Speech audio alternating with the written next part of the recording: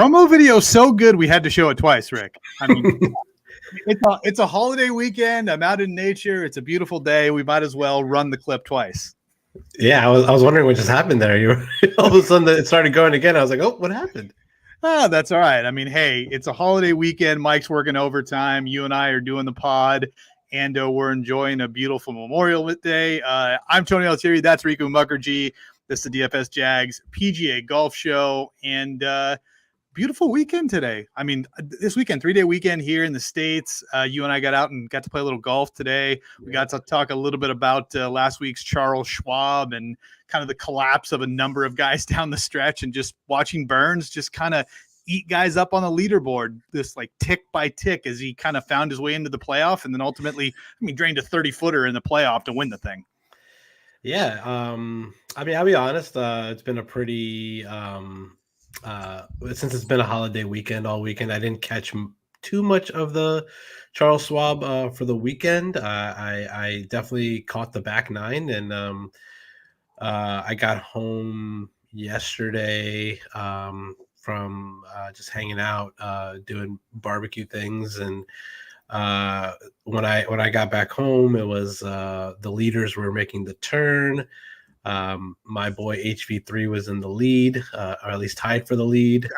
He was my only betting ticket that was live in play, and I basically turned on the TV when Scott Stallings was getting his ruling on the back of the 12th green there, and I guess maybe iced HV3 a little bit, but even if you didn't ice him, I just think that for some reason Harold is like allergic to the lead on the back nine on Sunday or something like that. It's not the first time that we've seen it when he's been in contention. Yeah. If we remember a couple of years ago, he was a back nine leader going into at the Genesis, and he cold topped his drive on the 10th tee and blew up from there. And we've seen him be in the final group at the PGA with Brooks, where he shot like 90 or something like that.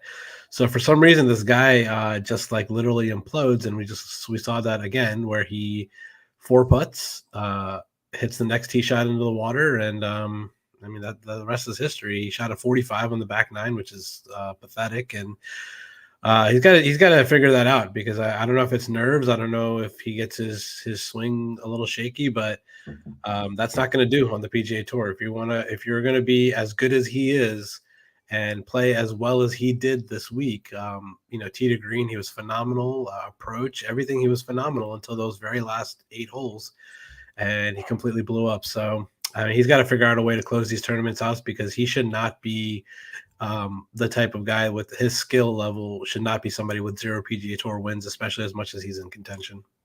Yeah, there were 2 main things that I wanted to cover from the Memorial. One was obviously HV3's collapse, which you kind of went through what happened. The last 6 holes for that guy were absolutely brutal. They looked like something from my scorecard today. It was like double, triple, double. It was just unbelievable. He came absolutely unglued the last 6 holes and lost the tournament there. But the other thing that I wanted to briefly discuss, and it's because they're guys that we play constantly. One of them is a core guy for you. One of them is a core guy for me, but we also sprinkle him in a lot. Is, what do we do with Victor Hovland and Collin Morikawa? They really haven't done very much this year to date. And I guess I keep waiting to see that flash from either guy, and it just hasn't happened yet. And here we are, we find ourselves on the cusp of another big tournament in the Memorial. And, both guys are kind of still where they are in that 18 to 22 in the betting range. They're in the, the 9s and 10s, but they're not really returning value right now. Yeah, I think for both of them, it's just the short game. And it's a tough conversation to have, because these guys are studs. They've literally won numerous times on the PGA Tour. Collin Morikawa has 2 major championships and multiple wins. So it's a tough conversation to have, because we've seen the upside. Obviously, we know how good they are, but it's the short game, man. Like there's just something like that when they get around the greens, or get a putter in their hand, get a wedge around their greens, and they're just not good. They just don't they just bleed strokes around the green, where it seems like this year it's really coming to fruition for especially someone like Collin Morikawa. Victor Hovland, we know he's had issues with chipping in the past, and he's just not really been able to stabilize the ship there. But Morikawa's putting over the last like month or so has been atrocious, and I think I heard somewhere that he's been changing things up. Like he like put a line on his ball. He's just trying to figure out like what's going on. But I assume he's going to be able to turn it around. I mean, just a little sneak preview for this week. I really like him as a play this week, especially given his great course history here. He's won at this course, even though it was a little bit different of a setup with the Workday Championship a couple of years ago. And he went to, I believe it was a playoff last year with Patrick Cantlay after John Rahm had to withdraw because of COVID. So he was right in it again. So he has great course history at this course this upcoming week for Morikawa. I'm not that worried about Morikawa. The guy is an absolute stud. I'm a little bit more worried about Victor Hovland. I know he has the ability to win. I know we've seen it. He hasn't won on mainland America yet. Like he's still winless in the continental United States. So I would like to see him break through with a nice win at some point, whether it's this week or at some point. But we've seen guys get their breakthrough wins at this championship before at the Memorial. So I wouldn't be shocked if Victor comes through, but he does need to fix the around the green game before that can happen possibly. Yeah, I mean, the thing with Morikawa that was a little bit jarring for me was how bad he was off the tee this week. Typically, he did what he normally does on approach, which is he just crushes it on approach. But typically, that's coupled and goes hand in hand with his off the tee game. And I mean, he lost a stroke and a half to the field this week. He finished in 40th place. You mentioned he was pretty pedestrian around the greens. He didn't lose strokes, but he wasn't necessarily leading on the field. And then, he loses 3 to 4 strokes putting, and he, like I said, finished in 40th place. So, for someone that's paying up for Colin Morikawa to have him in their DFS lineup or betting him at these odds, 18, 20 to 1, it just, from a value perspective, I had kind of always approached him, and I believe you've kind of had a similar perspective where it's like when you see him at numbers like 20, 22, 24, there's massive value. And it's like for the better part of the year, he's been kind of at 18. Mm-hmm. And he just hasn't been playing well. And then Hovland, by the same token, right? Like Hovland just has not really done anything to propel himself at all. And if you look last week, at the Charles Schwab, he kind of did what he always does. He loses bleed strokes around the greens. He actually putted really, really well. He gained 4 strokes putting, but he never really made a move. And another near top 20. I think he finished T21 in that tournament. And it's just like, can we continue to invest so much in these guys week after week if they're not coming inside the top 15, top 10 each and every week, like Rahm or Scheffler or even Spieth? I think you have to. I think you have to bank on the upside with those two guys. I think the more interesting conversation is Sam Burns. I mean, we haven't talked about him yet. I think it's phenomenal what he did on Sunday. He posted the best round, -5 rounds, sat in the clubhouse for a couple hours, and came out in the playoff and like you said, drained a 30-40 foot putt right in Scheffler's face and wins the tournament.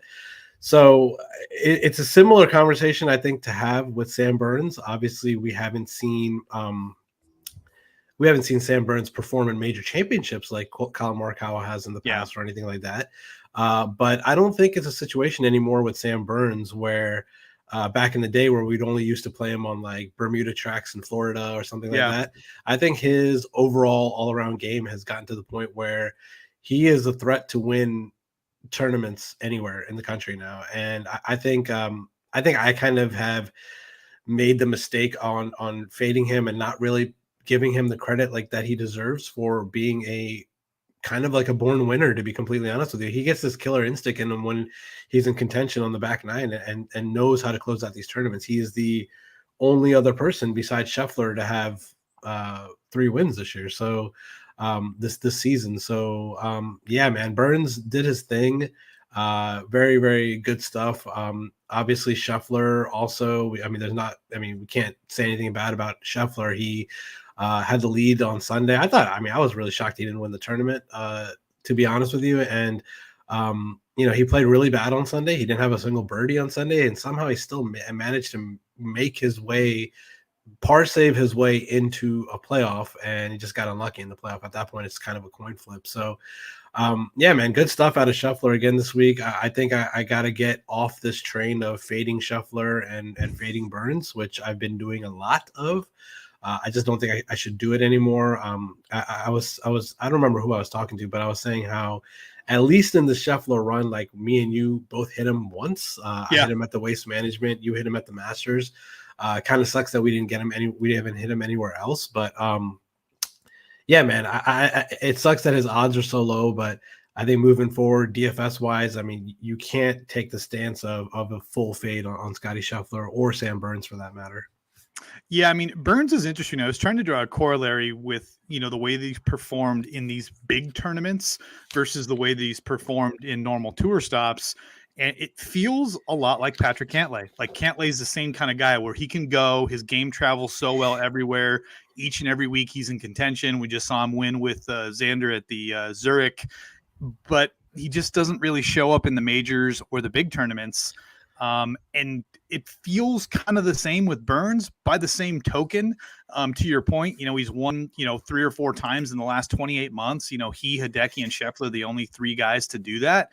And, he's just playing lights out. And to your point, he's kind of transitioned from a guy that we would play down on the Florida swing, Southern golf because of the grass, to a guy who his game translates everywhere. So for me, I kind of am putting him on that same level as like Xander and Cantlay and, maybe even Will Zalatoris in some respects. I know Will hasn't won yet, but it just feels like the game that those guys have, because they're so good tee to green, they can just show up and compete anywhere. And we're just waiting for them to take that next big step, which is obviously winning a major.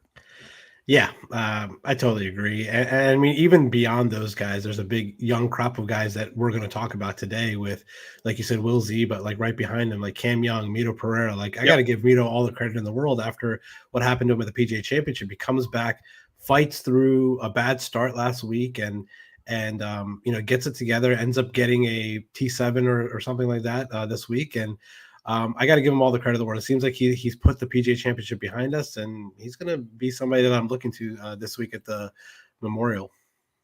Well, let's go ahead and close the book on the Charles Schwab. Shout out to Sam Burns and to all the community wins. A bunch of people had Burns tickets. Yeah. It was a good number. There was great value.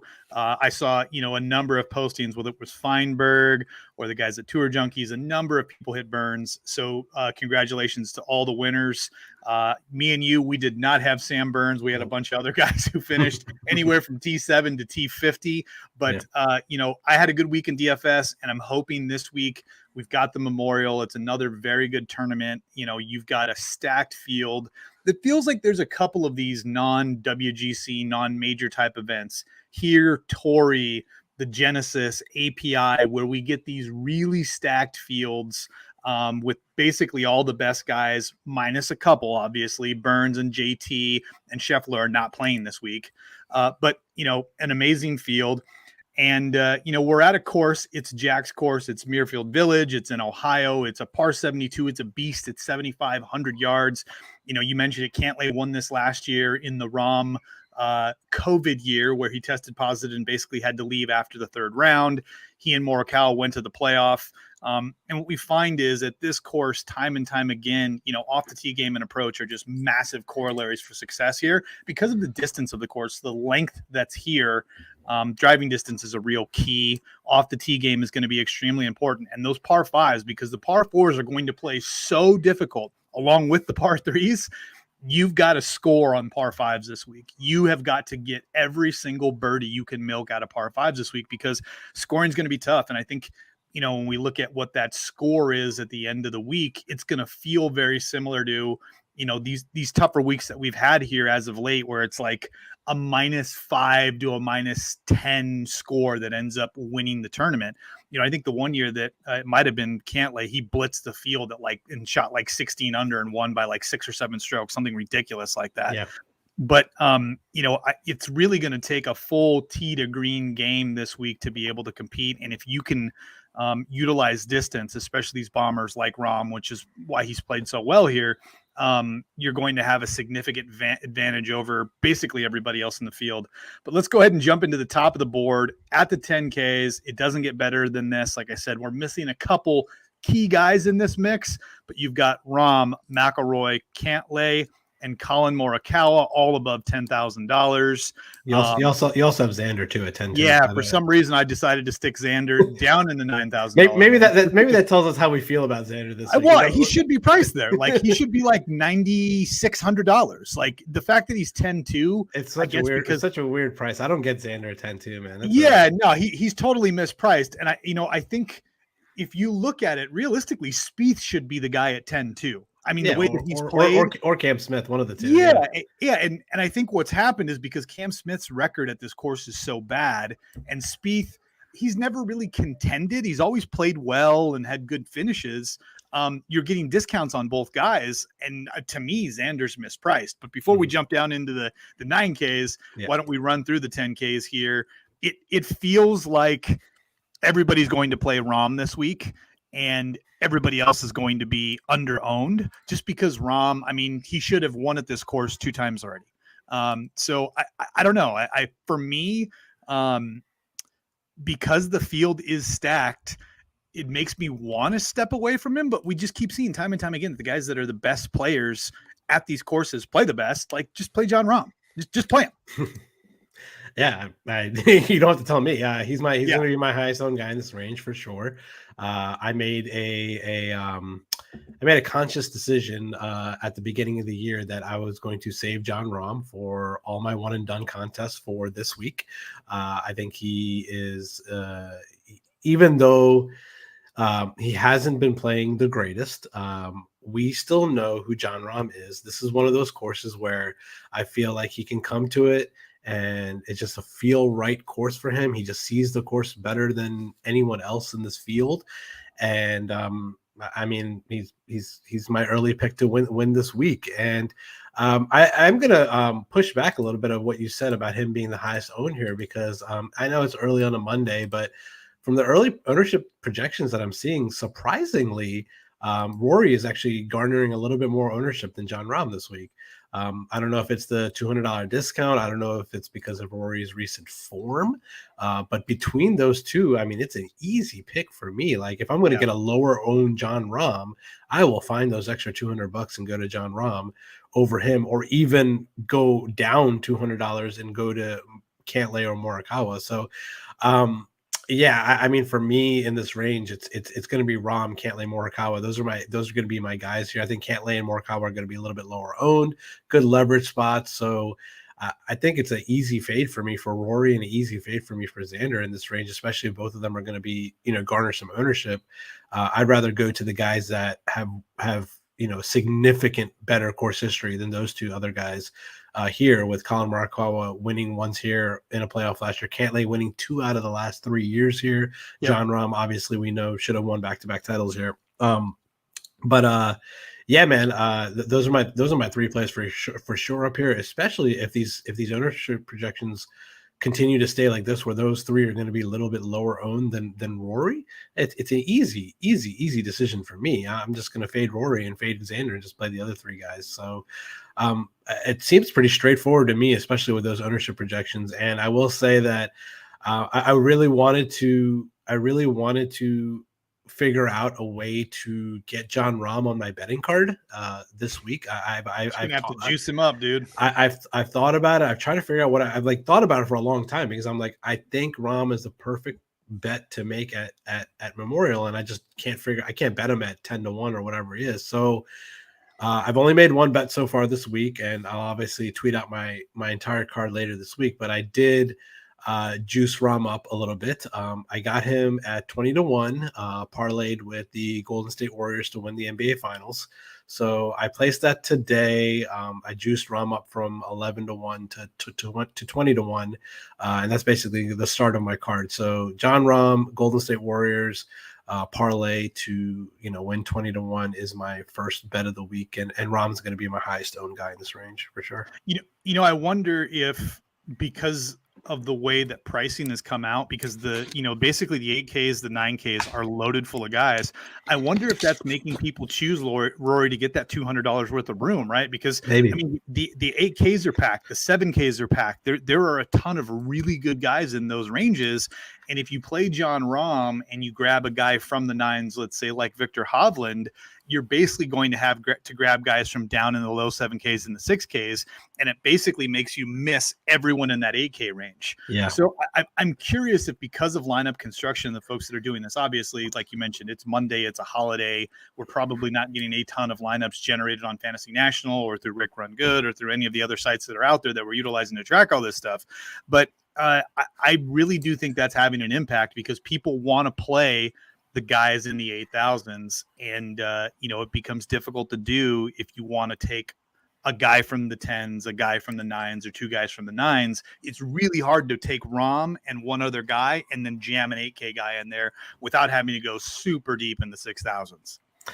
Yeah, definitely. And also, I actually heard this earlier today that since the beginning of the season, and this is a good little tidbit of information for you guys out there, the overall, since January 1st of this year, the 8K guys have actually missed the cut a little bit less than the 9K guys overall. Just overall 8K guys, overall 9K guys.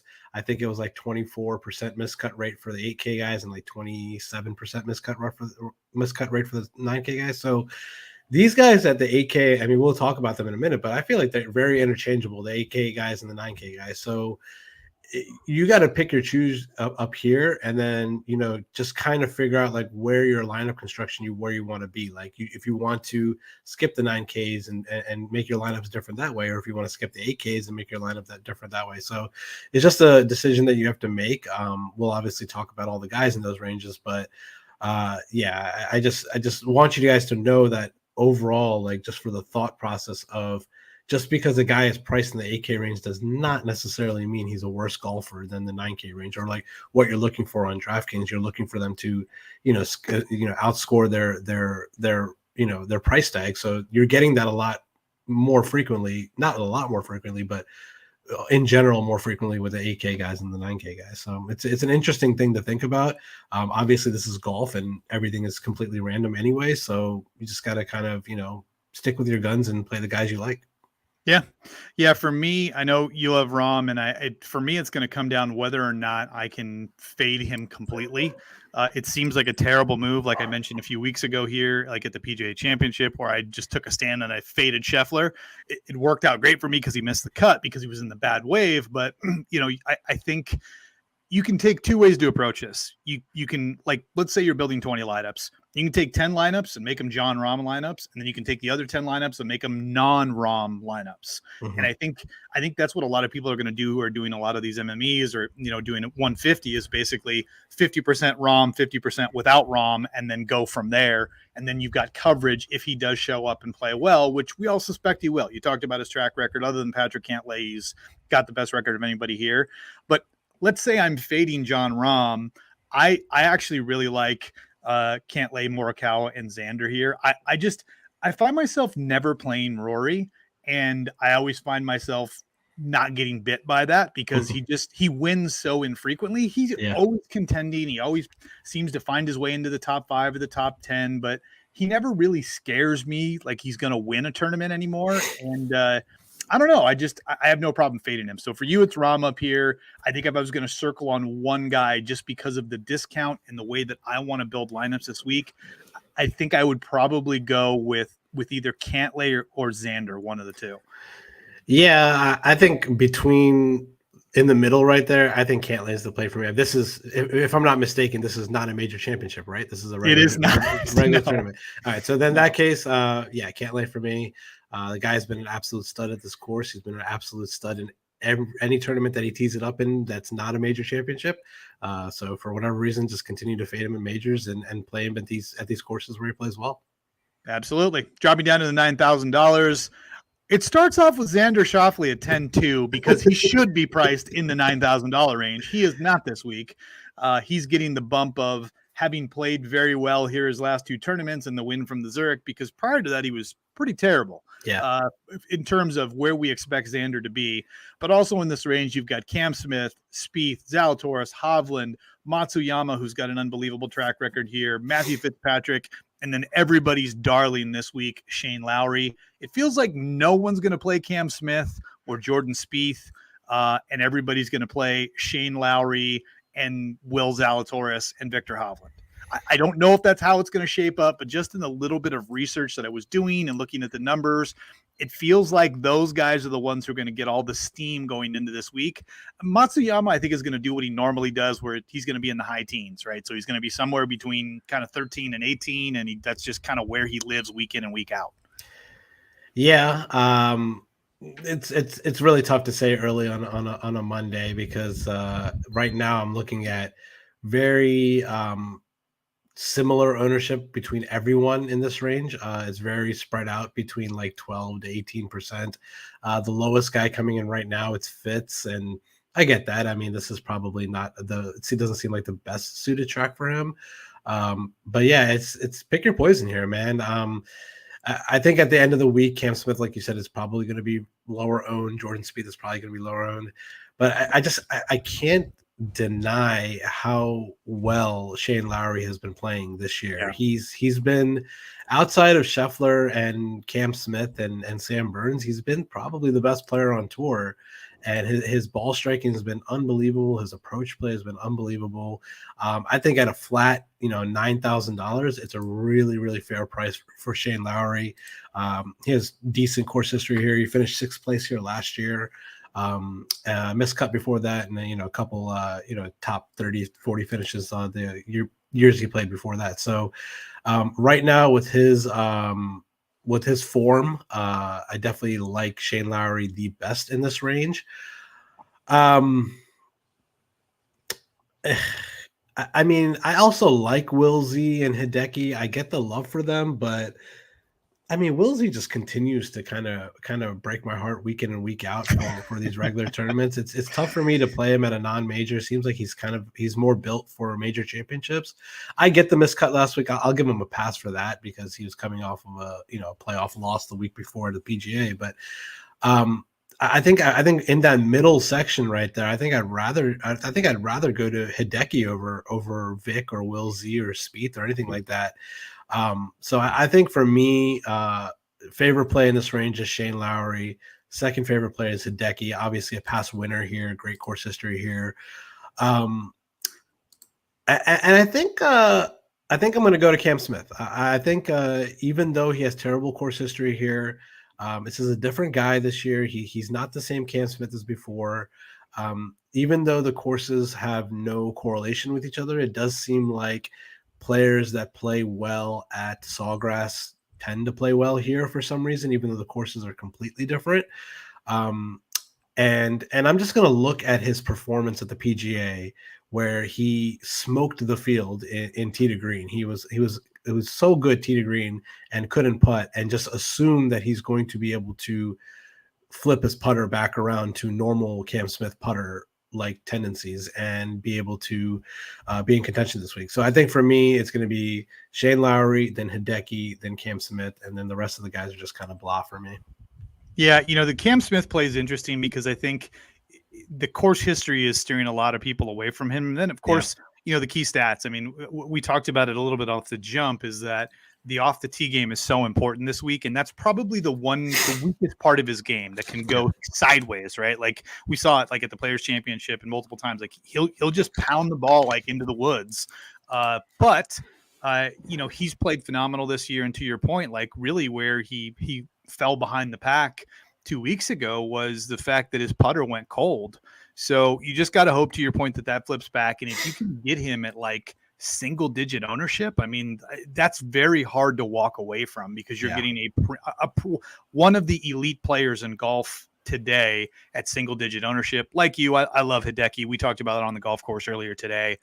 He's my favorite play from this range. I hear what you're saying about Shane Lowry.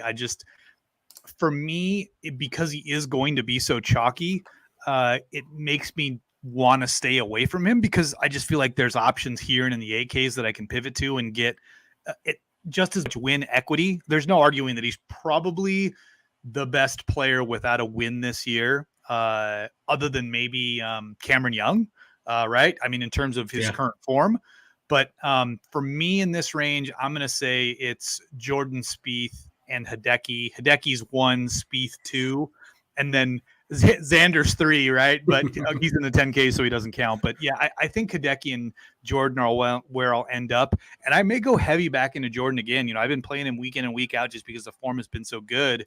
Even at Colonial, where he was super heavily owned, he paid off. You know, he outscored his placing. He just it's the way that he does it that is very triggering. I cannot watch the guy play around to golf because it is just all over the place, and he somehow, I don't want to say luck box. I don't even know what to call it. He finds himself with these unbelievable putts from, 50 feet, or, draining it from the sand, or going under a tree and carrying water and sticking it to 4 feet. And it's just like, he does these unbelievable things. It's fun to watch, but it's also like when you got bets on him or he's in your DFS lineup, it is nauseatingly nervous to watch him play golf. Yeah, he was my highest owned player last week, and like you said, it's a roller coaster, man. Like he played so well, like on Thursday, and then Friday just kind of was whatever. He's just all over the place, man, and he just gets so like frustrated when he's playing, and just yapping nonstop to Michael Greller. I just feel so bad for his caddy sometimes, and the thing that worries me about Spieth is, yes, you can't deny his form. He's number 1 overall in your model. His stats have been amazing. He has good history here, but I just don't ever, and I've watched this tournament forever. Like I watched it since the early 2000s when Tiger was, dominating here, winning like 6 times or whatever. I just don't ever remember Spieth being in a position to win this tournament, like contention of actually being able to like be there on the back nine on Sunday. Yes, he has some good finishes and stuff like that, but at 9,700, you're asking him to really give you a good finish, top 5, even top 10, like even get a good top 10 in that situation. So I think for me, I think I'm going to have to fade him here. I get the love for him. I get why you're going to play him, but I think I'd rather take the leverage ownership and then just go up to Cam Smith, or maybe even down to Woolsey or something like that for me. But I get it. I don't. I think if I'm going to be chalky with Lowry here, I don't think I can eat the chalk with Spieth as well, because he does look like he's coming in. He's going to come in chalky as well. So. I don't know. We'll see. It's early on Monday. I still have time to make my decisions about my lineups and stuff like that. But I can't fade Lowry. I'm not gonna fade him until I see something bad. Man, the guy literally is a top 15 machine, man. Like he just finishes top 15 every single week, and I just can't stomach fading him, especially when he's so close to a win. And there's no way that if he wins on Sunday, a single person in the DFS community is going to be surprised because of how good he's played this year. And I just don't want to miss out on that train. Yeah, I hear you. I mean, I there's a corollary to where he's won before, which is the old Firestone course where they played. Yeah, that's true. Yeah. Another Ohio course. Hideki has won there. Lowry has run there. And the leaderboards have a lot of crossover with Memorial throughout the year. So I think a lot of people are riding that narrative. To your point, if he won, there'd be no surprises here. At the same point in time for me, like, again, this is just my opinion. Chalky Jordan Spieth, chalky Lowry, just because of the way Spieth's been playing, I'd probably take Spieth. But I get it. You're getting a $700 discount. That gets you a lot of room to be able to put better lineups together as you kind of move down the board. So I can't fault you for playing Lowry. I just think the chalky guy for me in this range is probably going to be Spieth. Where do you think Hovland comes in before we bump down to the 8th? Do you think he comes in as normal 15 to 18% owned? Yeah, I definitely think so. Right around that range. I think it's pretty. He's become, like we were just talking about it earlier, like he's just become like an industry kind of standard in that, 15 to 25, odds. And then like, that same kind of ownership. There's people like Rick Gaiman that love him, that play him every single week and bet him every single week. And there's guys that just a little turned off by him just because he hasn't come through with a like a signature win yet. And like I said before, this is a tournament where, guys do tend to get their signature win. It's a big tournament. There's some sort of prestige factor about walking off that 18th green and shaking Jack's hand and, getting to drink one of his milkshakes or whatever. So it's a situation where we've seen it in the past. Cantlay, Hideki, Bryson, we've seen these guys come through at this tournament in the past. And, like Hovland is one of those guys. Like he needs a signature win on he doesn't need it, but he definitely needs a signature win like on his resume.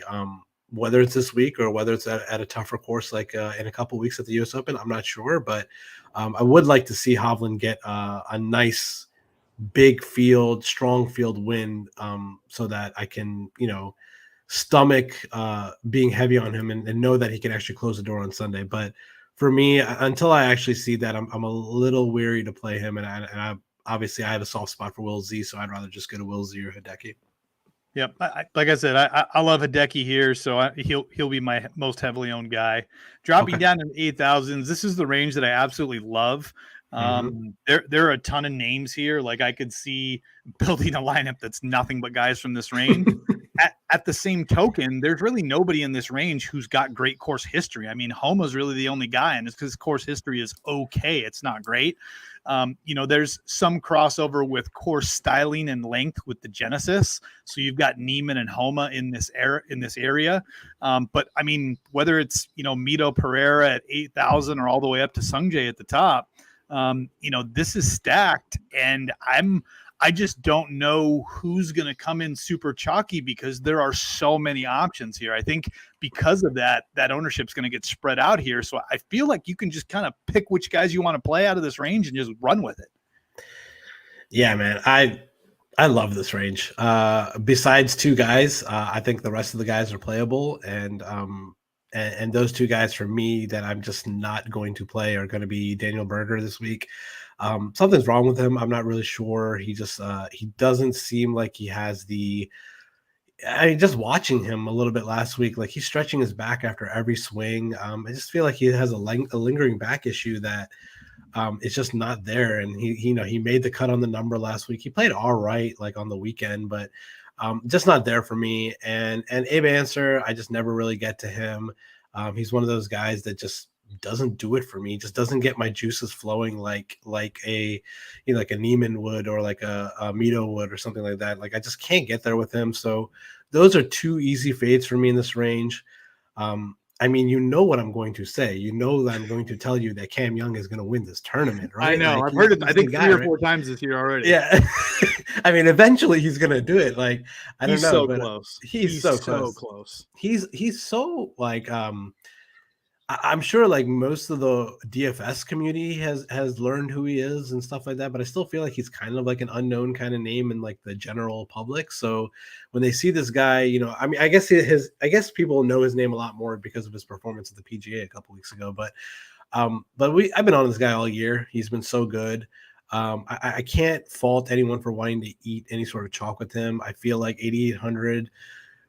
It seems like an overprice. His betting number is like 40-1. It seems like a low number, but in reality, it's not, man. This guy is on the verge of winning. He's been so good. He's been so good tee to green all year. His driver is his weapon. We know that, but even beyond that, we've seen him play well at every single kind of style of tournament. If he just gets his putter going a little bit, watch out, man. This guy's going to come through with a signature win. I love him this week. I tried the Max Homa experiment last week. First time I played him like all year in any sort of DFS kind of setting. Didn't go that great.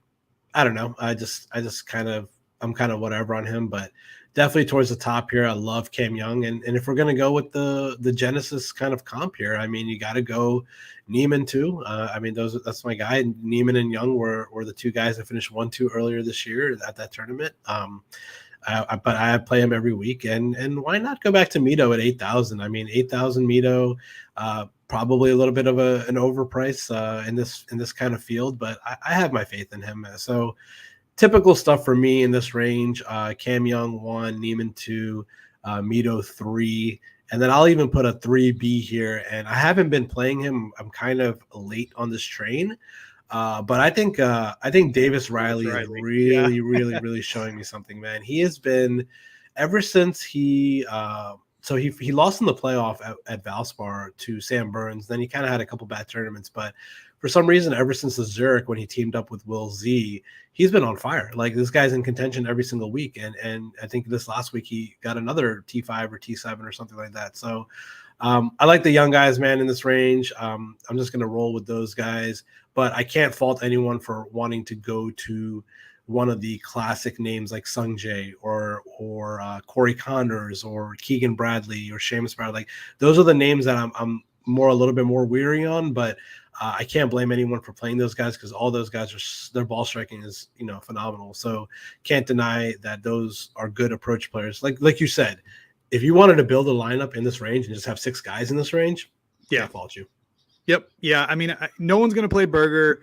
Nobody's probably going to play Keegan Bradley. No one's going to play Answer. No one's going to play Seamus Powers.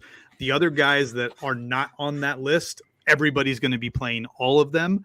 The only guy that I could see losing a little bit of ownership is a guy that you mentioned, which is Max Homa, just because he's sandwiched between Cam Young and Riley. And I think everyone's going to play Young, Neiman, Pereira, and Riley this week. They're so good tee to green.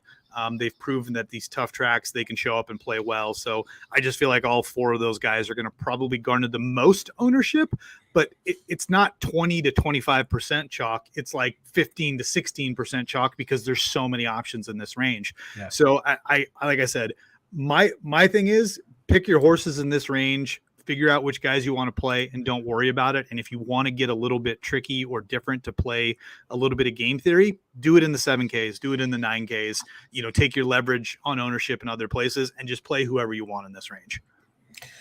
Yeah. The funny thing you say about Max Homa being sandwiched in between Cam Young and Davis Riley is Max Homa is a 4-time winner on the PGA Tour. I know. And the other guys haven't won anything. So, you know how it is though, dude. It's like all of the guys that we named, that you named off, they're the flavor of the month, right? Like everybody loves those guys. And Max is kind of old news, even though, I mean, dude, he's playing really, really good.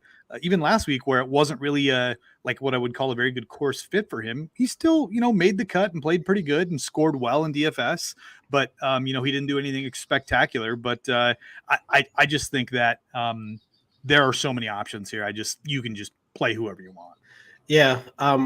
I also think we may get a little bit of an ownership break on Corey Connors also, just because of his terrible performance at the PGA Championship a couple weeks ago. But this is one of those courses where it suits him perfectly, I think. I mean, if he can just get his putter rolling, I mean, at a course where I think it's a second shot kind of golf course where the approach is key.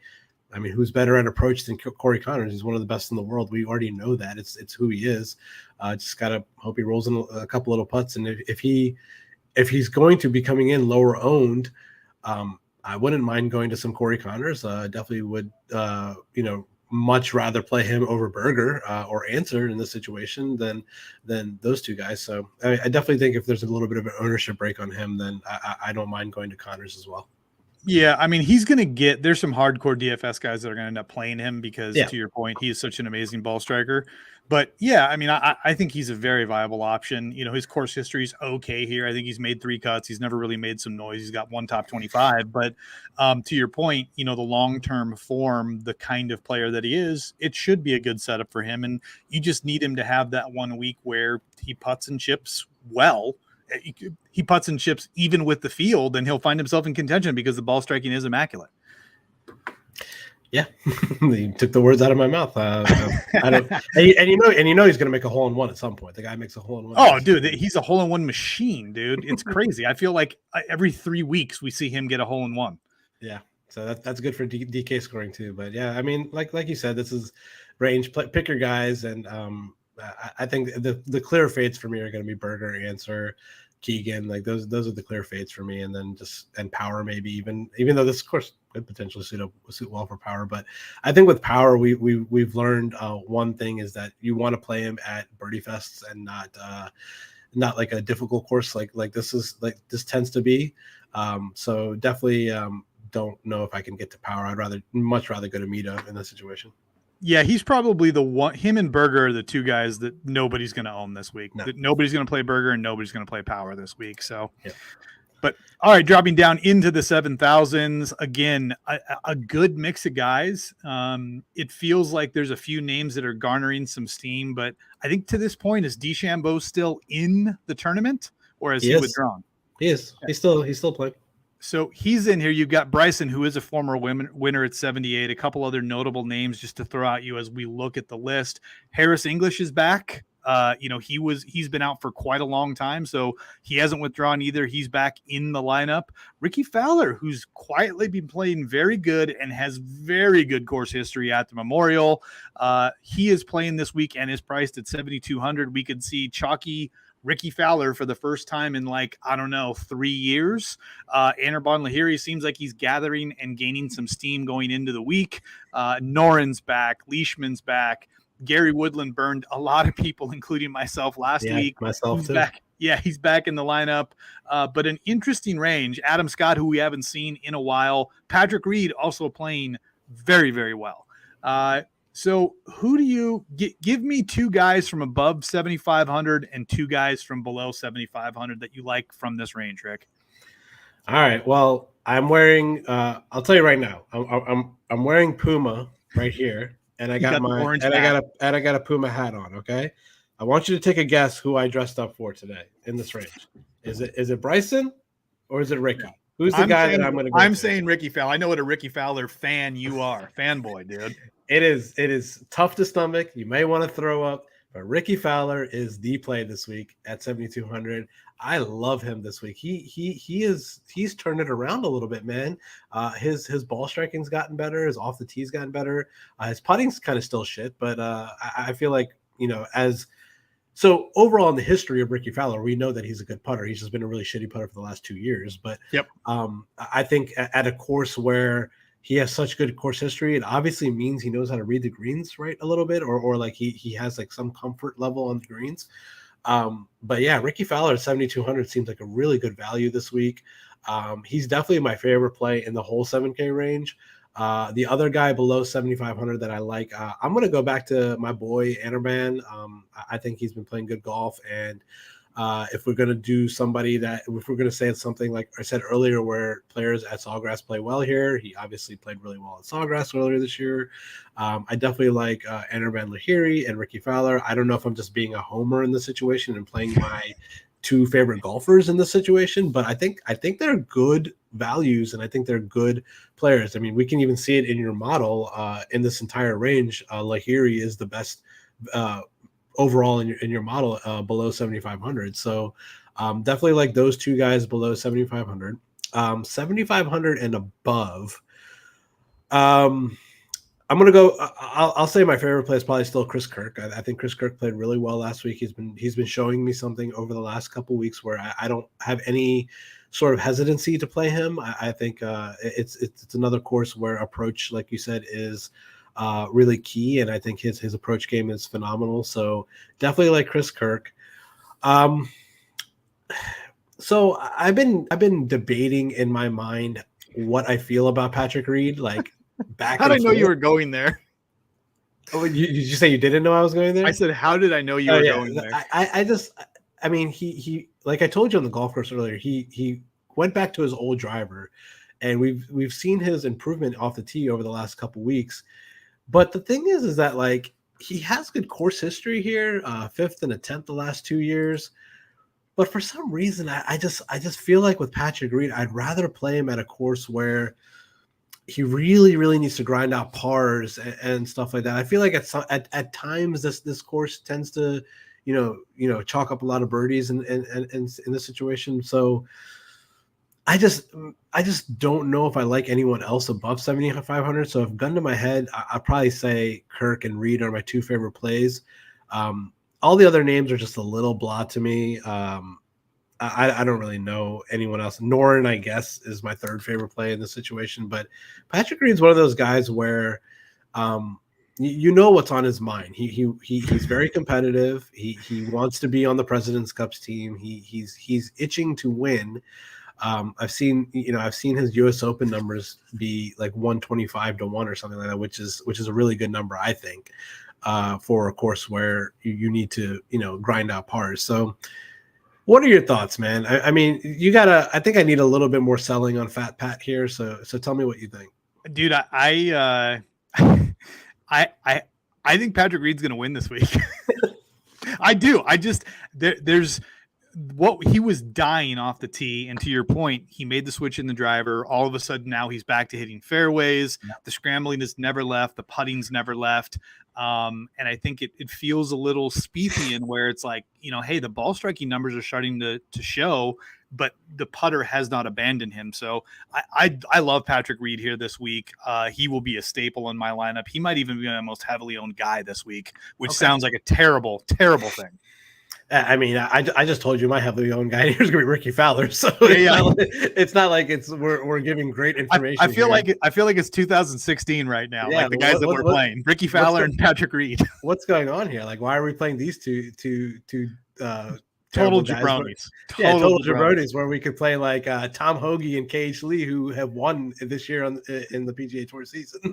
Yeah, the guy. So I like Reed. I'm with you on Kirk. The other guy that I like here is Siwoo Kim. We haven't seen him in a while, but I like Siwoo Kim here. Below 7,500, even though he's priced at 75. I like Aaron Wise. I have an Aaron Wise problem, but I like Aaron Wise. I'm going to go back to Woodland. I feel like he burned a ton of people, including us both. So I'm going to go back there to Woodland. Below 75, and one other guy kind of a little bit farther down the board. I'm not gonna lie to you, I'm with you on Anderbon and Fowler. They will both make their ways into my lineups this week. But the other guy that I like down here is Luke List. I just, ball striking length. I just gotta hope the putter's not just a total train wreck. Yeah. And at 7,100, I just need him to make the cut and finish like T35. I don't need him to do anything else. So List would be the other guy. I will never play Harmon again. I have not played him in a year and a half. I played him last week like everyone else, and he was abysmal. What happened last week? The guy has never missed a cut at that event. He was literally pushing 40% owned in the higher dollar tournaments, and just flamed out. He just plays like absolute he's trash. A piece of crap. That's what he is. He's a piece of crap, and I hate Brian Harmon. And it was validated last week. It really was. So I will never play him again. I don't care what the stats say. I don't care where we are. I mean, dude, he lost strokes in every single metric last week. Yeah. I mean, he was terrible. He just again, maybe he had some personal things going on, but he was terrible. I will never go back there again. What about Harris English, dude? No one's going to own him. We haven't seen him in a long time. He's got very good course history here, but do you think anybody plays Harris English this week? No. Him and Bryson are both going to be like 2% owned. God, it makes me want to just sprinkle him in. Like the other guy that I thought about, like, again, go back to the 2015, 2016, 2017 conversation. You say Kuchar? No, I was going Kuchar, yes, but Jason Day as well too. Like both guys. Like it's like Jason Day's an Ohio guy, but he never really played. I don't think he's ever really played well at this tournament. At least with Kuchar, we can say he's been playing well recently, and he's a former winner at this course. So Kuchar's not the worst play in the world in the situation. But Jason Day, no thanks. I do want to talk to you about two guys though. Let's do it. I want to hear your thoughts of these two guys. Cam Davis, I know both of us, like we both have I'm a truther on Davis. Yeah, so. We're both a truther on Davis, and he's also been playing pretty well. I think he's a guy. I just can't get a grasp on like where he plays well. Sometimes I think it's Birdie Fest. Sometimes I think it's easy fields, but then he shows up at these tough fields, these tough tracks, and is in contention. Like he played really well last week. Yeah. And at times I thought he was going to win the tournament. So Cam Smith is one. I mean, not Cam Smith. Cam Davis is one name that I wanted your take on, and the other one is big ears Lucas Herbert. Man, this guy has a pair of the biggest ears I've ever seen. Dude, he looks like Dumbo the flying elephant out there. He's been playing really good golf. He had a 10th place. I just looked. He had a 18th place finish last year, so a top 20 last year at this course. If the wind picks up a little bit, we know he's a good wind player. What are your takes on those two guys, and do you think they could be part of your lineups? I know Cam Davis will be part of your lineup, so maybe more like Lucas Herbert. Like, what are you thinking about him? The problem with Herbert for me is that he relies so much on short game and putting. At this course, I don't have a good grasp of his off the tee game, like what kind of player he is. So it becomes a very easy fade for me where I basically don't even see his name on the list. Okay. But I could see it, especially, he's I think he's got a top 25 here previously. And again, he's played pretty well this year. We saw him, I think he finished like top 15 at the PGA. I mean, again, he hasn't played bad. He's been making cuts, so I totally get it. Out of these guys at like 7,200 and below, like it's probably safe to say he's probably been the best informed guy, like out of all those guys. Like I think so. I mean, he hits the ball a long way, but the driver is erratic, and I mean, he makes up so many strokes in short game and around the green and scrambling. Again, if I'm going to indict him for having that game, I need to indict Cam Smith and Patrick Reed and Jordan Spieth for that matter. But for me, Herbert's probably a guy that's not going to make his way into my lineup. I would tell you this: you should go for the full Cam slam this week. Cam Young, Cam Davis, Cam Smith, Cam Champ, Camilo Villegas. There's a Cam there. There's Cameron Tringali. Cam Tringali. Go for the full Cam slam. 6 guys with their name Cameron. You cannot go wrong there. I can tell you a lot of ways that can go wrong. Because Cameron Tringali sucks, man. That guy's terrible. He was so bad last week. He was worse than Brian Harman last week. Dude, I don't like last year. He was like a top 15 machine. It was like all he did was pump out top 15s, and he's been playing pretty good this year. He had a stretch where he was abysmal.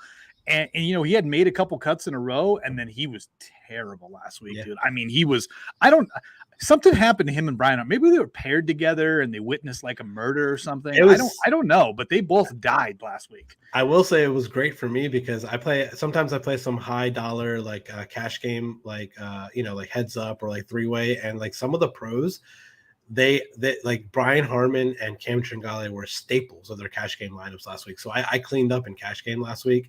But unfortunately, because I didn't have Harman in my cash game lineup. Instead, I had Varner. So so I had Varner and Kirk. I somehow was able to fade Harman in cash game. So it was nice that I was able to win my cash games. But I did have a lot of Harman in my GPPs, which killed me. So it is what it is. But man.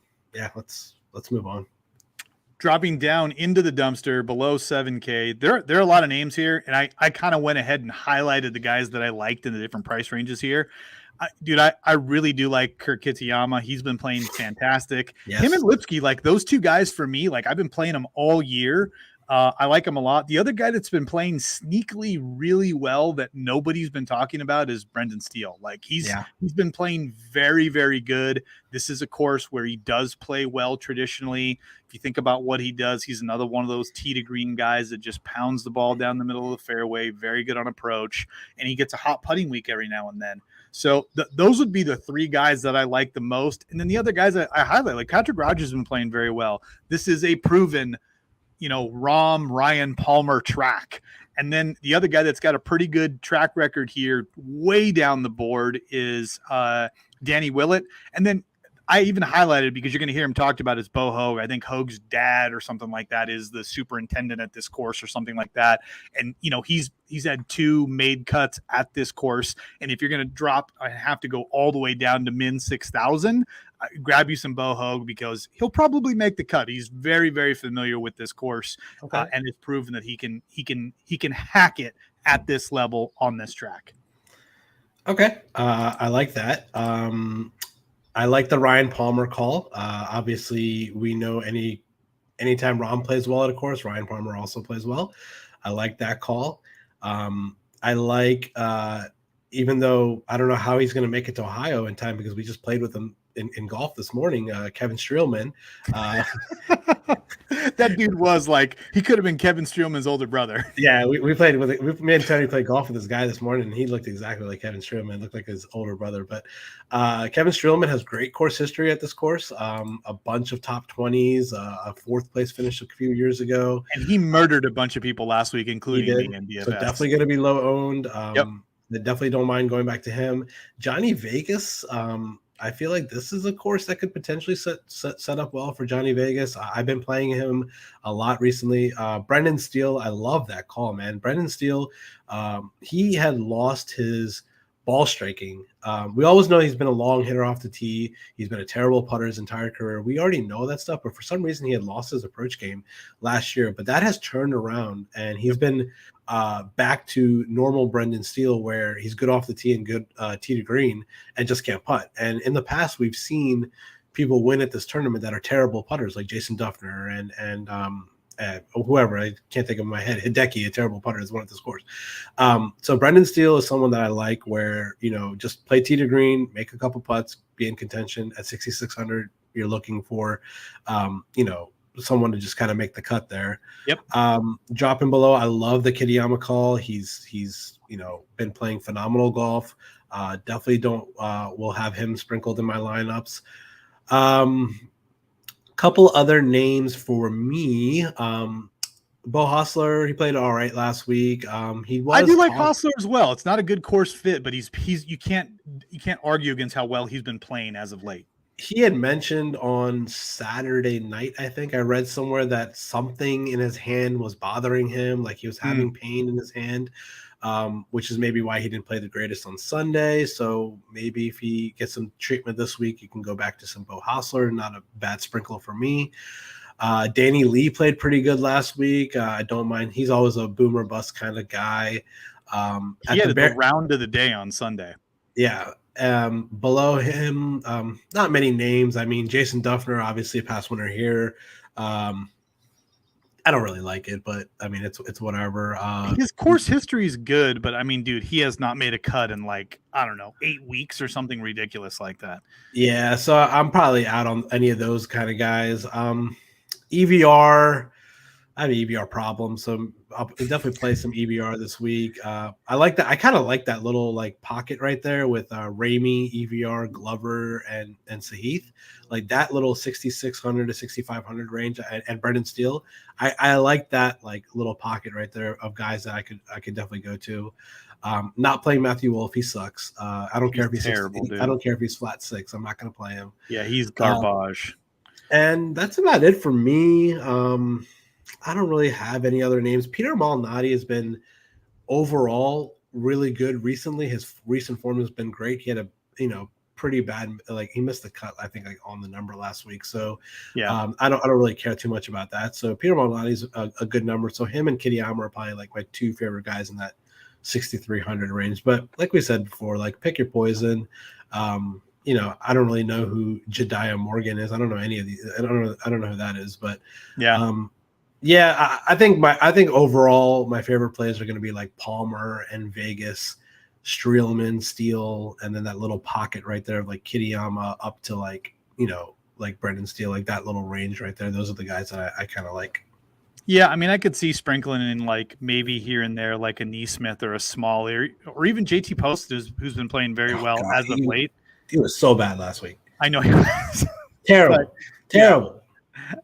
So I mean, again, you know, Taylor Moore's a name that we've thrown out a couple times. These are, you know, guys that are ex-Korn Ferry guys that have come up and played, you know, fairly well here as of late. So, you know, I could see sprinkling those guys in. But to your point, I think you'd be best to limit your exposure down here as much as possible. And, you know, when you got names like Palmer and Rogers and even Adam Long, like, you know, you've got you got major winners down here, dude. You've got, you know, Francisco Molinari and Danny Will. Like, go with I guess long-term names, I guess would be what I would say here versus, you know, throwing a dart. But yeah, there's some decent options, but limit your exposure down here, and you're going to have a better chance of getting 6 of 6 through. So. But yep, I agree. Oh, and this is also, by the way, this is an invitational. So yeah, 120 guys in the field. So 6 of 6 is going to be a little bit higher than normal. So, you know, just get your 6 of 6 through, and hopefully they play well on the weekend. Yep. Well, I know you don't have your card ready yet. Since we've moved to Monday, it's made it a little tougher for you, but I've kind of taken my run through. The only name that I will be adding to this list is Patrick Reed. I'm just kind of waiting to see where his number is. I didn't like the number that I saw today. So I'm seeing maybe if I can get a little wiggle room on that number, and I'll probably add him to the card. I I tend to believe that the winner is going to come from those guys below 20. There's just so much juice there. So many good plays, but I mean, to have 5-6 guys under 20-1 and just, I can't do it. So I'm going to do what I've been doing the last few weeks, which is not winning any outright bets. But I'm going to, go with Xander and Hovland and Hideki and the guys that we kind of named in the 8Ks, Homa, Young, and Neiman. A little bit farther down the board, Cam Davis, I thought the odds were a mispriced for where he is, versus his DK number. Like I said, Hosler's been playing okay, 250-1. Those bombs I will have either top 5s or top 10s paired with them. And then Woodland, if Woodland can play like top shelf Gary Woodland, he's a legitimate contender. I haven't seen that version of that guy in a while. Yeah. Just hopefully he can get it together. I like your card. I'm going to be, copying a few names here. Definitely, like I said earlier, my top of my board is going to be 20-1 John Rahm parlayed with the Golden State Warriors to win the NBA championship. That's a 20-1. I'm definitely going to make bets on Shane Lowry, Cam Young, Joaquin Neiman. You talked me into Patrick Reed. I'm probably going to sprinkle a little bit on Ricky Fowler. I think that's a terrible friend move, talking you into playing and betting Patrick Reed. Yeah, so I'll definitely be on a lot of these guys. The one guy I haven't really decided on if I want to bet or not is Cam Smith. I'm going to make that decision, but I think if I'm going to bet Shane Lowry, then I think I got to avoid Cam Smith in that range. So, like I said, I will tweet my card out on Wednesday once I finalize everything and do a little bit more research. But that's all I really got for this tournament. Yeah, for sure. It's going to be a good tournament. We've got the match coming up on Wednesday with the quarterbacks. We've got, which will be kind of a fun little thing that we'll see on Wednesday, kind of the precursor to the tournament, but that'll be fun with Brady and Rodgers taking on the young guns, Mahomes, and of course, Mike's boy from Buffalo, Josh Allen. Yeah, Josh Allen. So it'll be a fun little tournament. I think I'll probably go with Rodgers and Brady in that mix, which should make Mike very happy. But I think I'm going to go with the experience in that match. Where are they playing? I don't even know. Dude, I have no idea. They could be playing it on Mars for all I know. I actually would like to know where is the golf match with?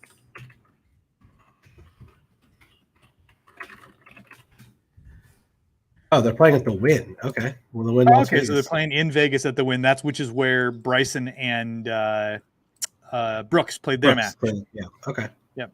So, yep. I like the old guys. All right. Yeah, I don't have a take on that. If I was going to just do anything, I'd just take the odds. I know that Allen and Mahomes are underdogs, so whatever. Yeah. Oh, Patrick Mahomes just announced the other day that he's they're pregnant again, him and Brittany. So maybe get some baby swag. Baby swag. Yeah. Does that translate when you're playing another sport? I don't know. That's a good question. That's a great question, actually. All right. Well, I think that's going to do it for us on the Memorial. Thanks, everybody, for tuning in. Don't forget to like, subscribe, and tweet out, follow us. You've got Rick and mine's handle there. So we appreciate everybody's time, effort, and energy to watch the show. If you've got to this point, Mike, thanks again. We ran a little bit late, but appreciate you jumping on a holiday to watch us through. And good luck this week. And hopefully, Rick, we hit a winner.